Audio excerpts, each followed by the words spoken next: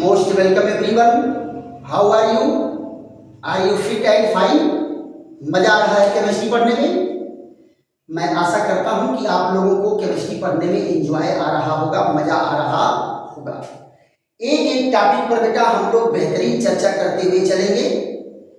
देखो बेटा, हम लोगों का टॉपिक क्या चल रहा है? बेंजल्डिहाइड का रासायनिक गुण। पिछले वीडियो में हम लोग परकिंस अभिक्रिया, क्लेजन संघनन अभिक्रिया, बेंजोइड संघनन अभिक्रिया और एनिल बनाने की विधि, सिर्फ अभिकर्मक बनाने की विधि की चर्चा किए थे और बेंजोइड क्लोराइड बनाने पर चर्चा हुई थी। आज बेटा हम लोग कहाँ चर्चा करने जा रहे हैं? बेंजल्डिहाइड के अणु में जो बेंजीन रिंग है उसकी प्रतिस्थापन अभिक्रिया। याद दो, ये है बेंजीन रिंग। अभी तक जो भी रिएक्शन हम लोग पढ़े हैं वो सारे रिएक्शन हम लोग इसका पढ़े हैं। अब आप जरा देखो, इसके भी तो प्रत्येक कार्बन पर हाइड्रोजन है। अब प्रत्येक कार्बन का जो हाइड्रोजन है इसकी अभिक्रिया हमें पढ़ना है। किसकी अभिक्रिया पढ़ना है? इनकी अभिक्रिया पढ़ना है। इसकी अभिक्रिया हम लोग पढ़ेंगे। अब बेंजीन वलय की प्रतिस्थापन अभिक्रिया पर चर्चा होगी। तो आप जरा देखो, आप लोगों को पहले ही मैं बताया था कि एरोमेटिक यौगिक मुख्यतः इलेक्ट्रोफिलिक प्रतिस्थापन अभिक्रिया देते है ना। और यहां मैं बताया था कि इसमें पोजीशन का बंटवारा हो जाता है।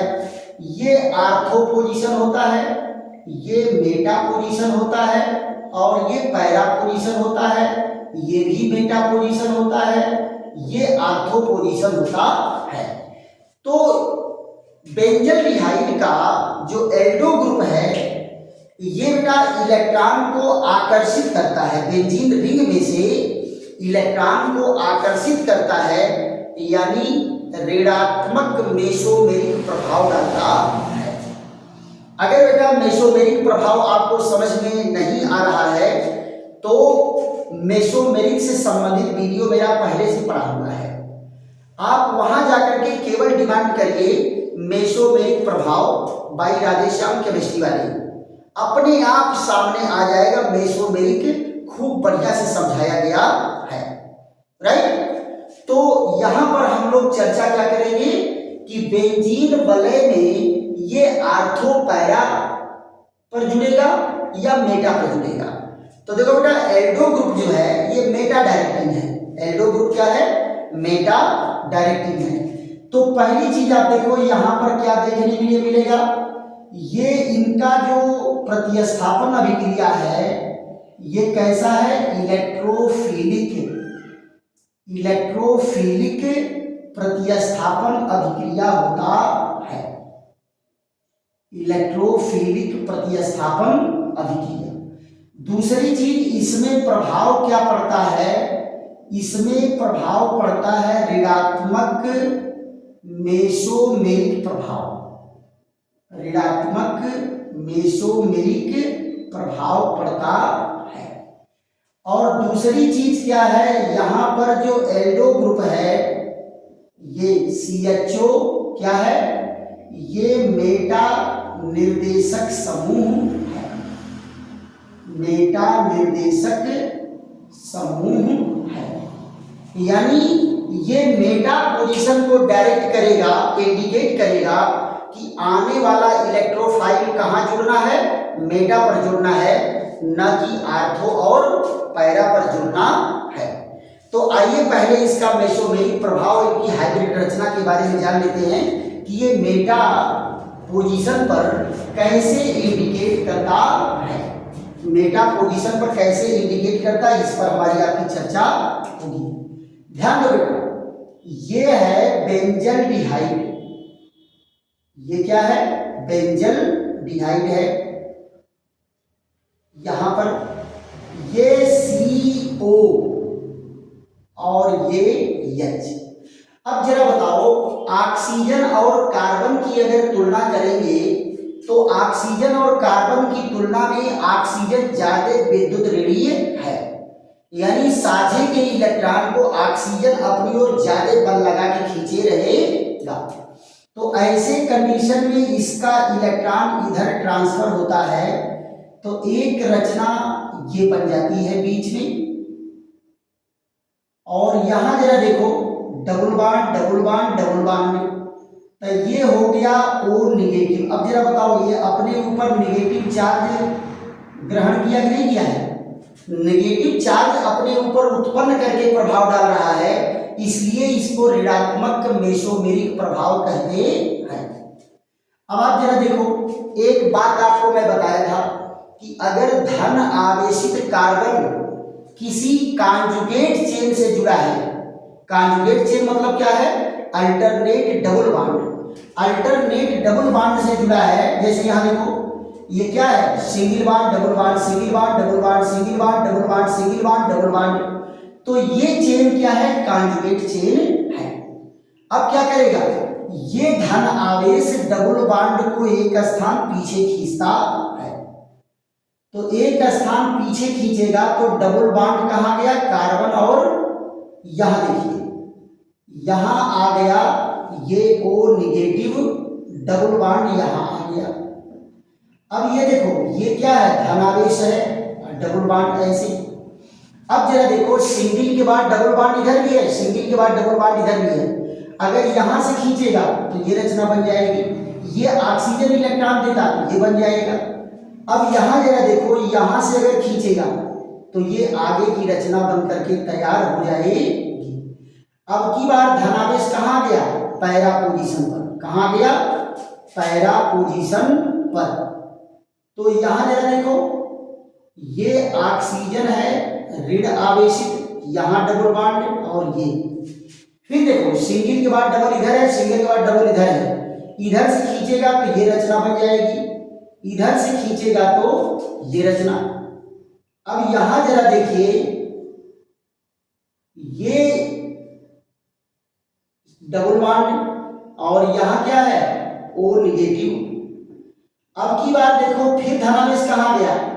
पैरा पोजीशन से फिर आर्थो पोजीशन पर पहुंच गया।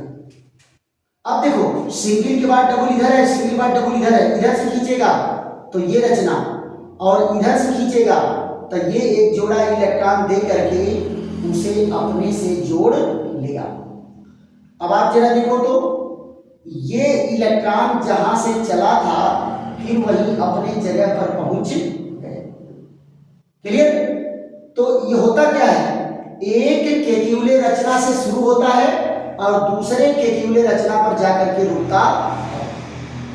तो आप जरा बताओ ये ग्रुप क्या है? अपने ऊपर ऋण आवेश उत्पन्न करके प्रभाव डाला है, सो इसको क्या कहेंगे? ऋणात्मक मेसोमेरिक प्रभाव। और दूसरी चीज जरा देखो, धन आवेश गया कहां है? आर्थो पर गया है, पैरा पर गया है, फिर आर्थो पर गया है, भुला करके भी मेटा पर नहीं गया है। और धन आवेश आने का मतलब क्या है? कि इलेक्ट्रॉन घटा है, इलेक्ट्रॉन की डेंसिटी कम हुई है।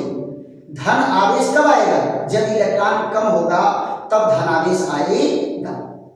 तो यहां पर इलेक्ट्रॉन कम हुआ है, कहां? आर्थो पर, पैरा पर और मेटा पर। तो आप जरा देखो मेटा को प्रभावित नहीं हुआ, इलेक्ट्रॉन कहां कहां कम हो गया? आर्थो पर कम हो गया, पैरा पर कम हो गया, तब मेटा वाला अपने मन में ज्यादा हो गया। आर्थो पैरा का इलेक्ट्रॉन अगर कम हो गया तो मेटा पोजीशन के इलेक्ट्रॉन की डेंसिटी अपने आप बढ़ गई।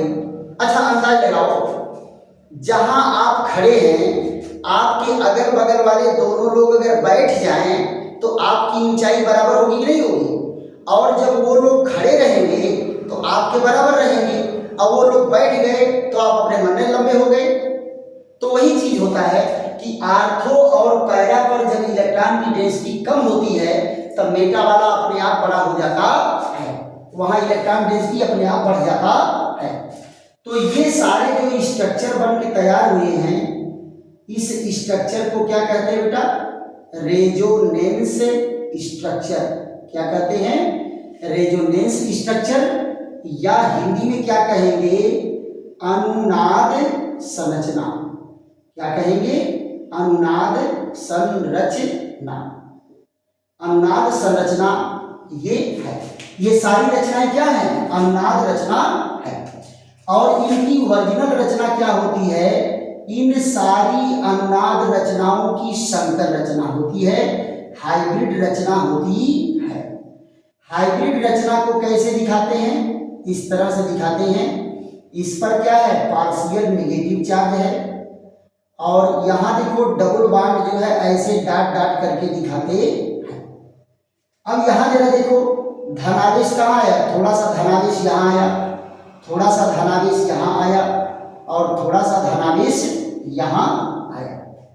अब आप जरा देखो कौन आ रहा है? इलेक्ट्रोफाइल। कौन अटैक कर रहा है? इलेक्ट्रोफाइल अटैक करेगा। ये कौन है? अटैकिंग रिएजेंट है, अटैकिंग रिएजेंट है।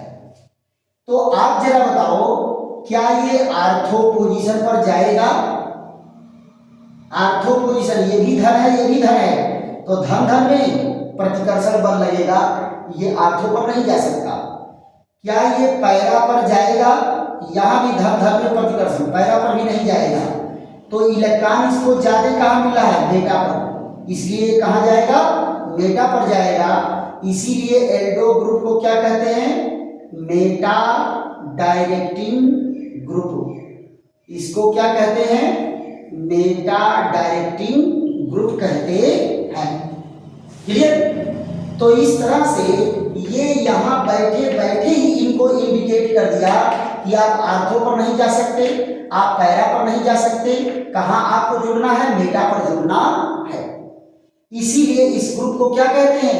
Meta directing group. राइट? तो इसका फट से आप स्क्रीनशॉट ले लीजिए, और इसके 3 रिएक्शन हैं, उन तीनों रिएक्शन पर चर्चा हमारी आपकी हो जाती है। फट से स्क्रीनशॉट लीजिए, या धीरे धीरे वीडियो नोट करके भी आप इसको रोक करके नोट कर सकते हैं। इसके बाद बेटा इसमें किसमें चर्चा चलेगी हमारी? नाइट्रीकरण, सल्फोनीकरण और हैलोजनीकरण। तो नाइट्रीकरण में क्या होता है? इसकी अभिक्रिया सांद्र नाइट्रिक अम्ल और सांद्र सल्फ्यूरिक अम्ल के मिश्रण से कराते हैं। और आपको कई बार मैं बताया हूं कि सांद्र सल्फ्यूरिक अम्ल और सांद्र नाइट्रिक अम्ल का मिश्रण क्या कहलाता है? नाइट्रीकारक अभिकर्मक। क्या कहलाता है? नाइट्रीकारक अभिकर्मक। राइट? तो सबसे पहले हमारा रिएक्शन किस पर चलेगा? नाइट्रीकरण पर। नाइट्रीकरण, नाइट्रीकरण पर चलेगा। अब यहां पर जरा देखिए, ये है नाइट्रेशन रिएक्शन। नाइट्रेशन रिएक्शन है, नाइट्रीकरण अभिक्रिया है। आप जरा यहां ध्यान दो,